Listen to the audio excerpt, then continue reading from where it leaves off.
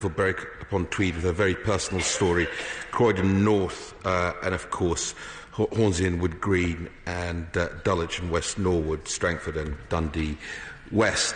I want to commend the work of the Challenging Behaviour Foundation, which has been mentioned a number of times today, Madam Deputy Speaker, and the work of the Positive and Active Scotland, and of course Dame Christine Lenahan for her work for my department.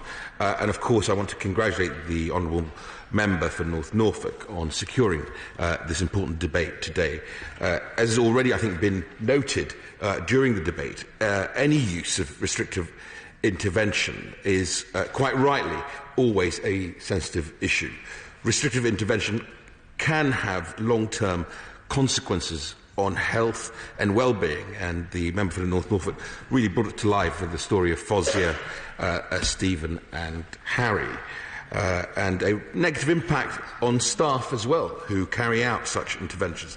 It is never something to turn to unless there are very, very good reasons to do so. Using positive behaviour support and other alternatives which can de-escalate, as we've heard so eloquently from colleagues, challenging behaviour and tackle the reasons for it at source should always be the preferred approach. I want to start by highlighting the guidance that is already in place for teachers around the use of reasonable force. The law and our guidance are clear that there are situations where using reasonable force is necessary in a school environment to make schools safe places for pupils and staff. For example, Madam Deputy Speaker, force can be used to prevent pupils from hurting themselves or others, from damaging property or from causing disorder. However, the law is absolutely clear that force can never be used as a punishment. Any policy on the use of reasonable force should acknowledge any duties in relation to disabled children and children with special educational needs. There are times when the only realistic response to a situation is restraint or restrictive intervention. For example, Madam Deputy Speaker, if a young child is about to run into a busy road, or a pupil is hurting a teacher or child and refuses to stop when asked. And at the same time would be true in a hospital if a child were hurting staff or other patients. Our starting point on any use of restrictive intervention is that every child and young person has a right to be treated with respect and dignity, have their needs recognised and be given the right support. We also fully appreciate that some children and young people with conditions such as learning disabilities, autistic spectrum conditions or mental health difficulties may react to distressing or confusing situations, as my honourable friend from Berwick-upon-Tweed so eloquently described with her own son. Those reactions or confusing situations, as she put it, by displaying behaviours which may be harmful to themselves and others. Restrictive intervention may be needed to minimise the impact of their behaviour on them and on other people, but should only be what is reasonable to deal with the situation and proportionate to the circumstances. Wherever possible, restrictive intervention should be avoided and proactive, preventative, non-restrictive approaches used in respect of the challenging behaviour to tackle the issues early.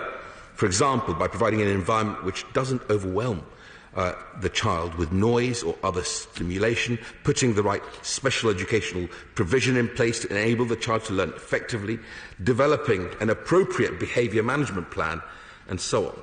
As the Honourable Member for North Norfolk knows from his time in government, guidance is in place to support health settings in helping to care for someone who displays behaviour which might be considered challenging. I would like to commend my honourable friend, as I can describe him, for his contribution in this area. The Department of Health's Positive and Proactive Care Guidance, published in 2014, sets out how restrictive interventions should be used appropriately in health settings where there is a real possibility of harm to the person or to staff or the public or others. I know that there has been deep concern in response to media reports in recent months about the use of restrictive interventions in mental health hospitals.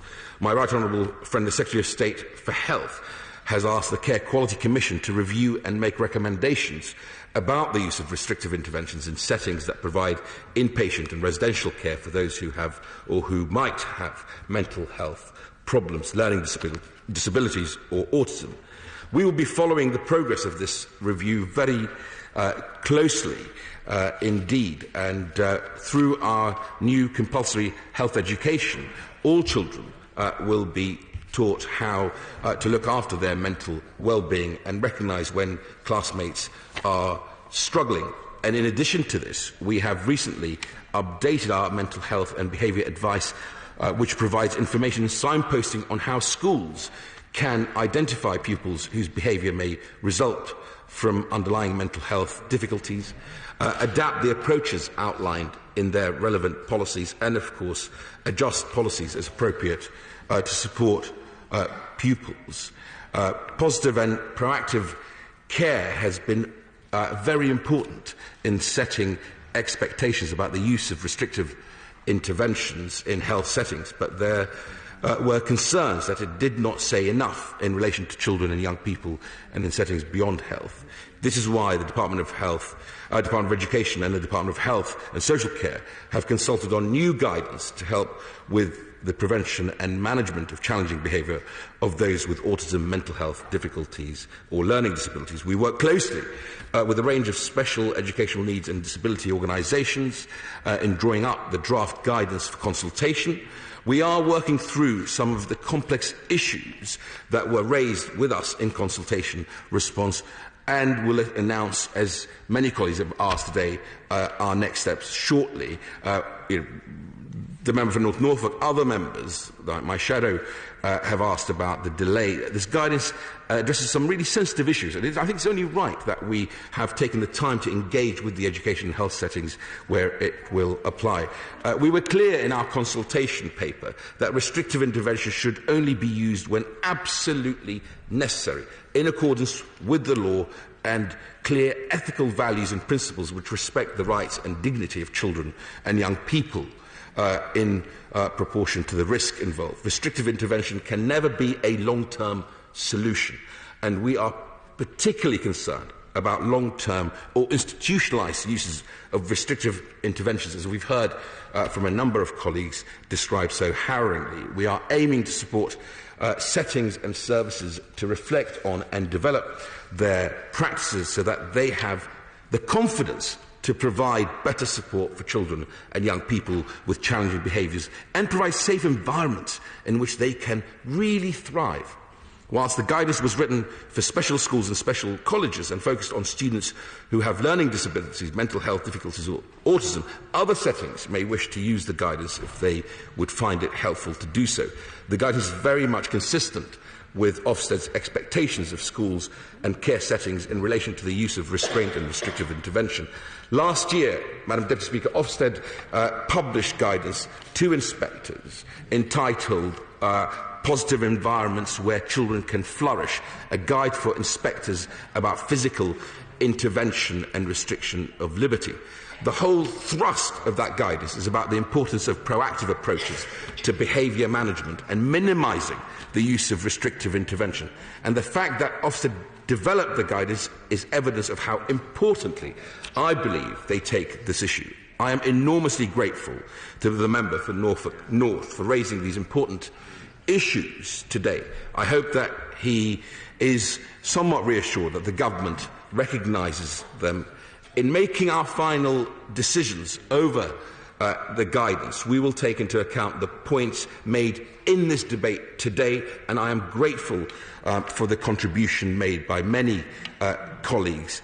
We have a real opportunity, Madam Deputy Speaker, to make a difference to the lives of some of our most vulnerable children and young people and those who work with them, and it is crucial that we get this right. Thank you very much indeed. Norman Lamb. Thank you very much indeed, Madam Deputy Speaker. I'd like to thank all honourable members who've contributed to this debate with some very